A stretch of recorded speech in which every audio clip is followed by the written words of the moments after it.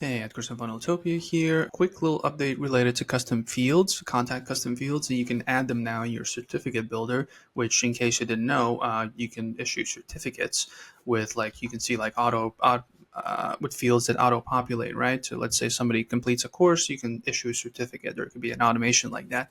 And now let's just check it out. Let's say, yeah, we have a text element, for example, and we can add under contacts, we can add a custom field, right? So let's say they filled out a form before, right? Like giving us information, you can add that information automatically in this certificate, just as an example.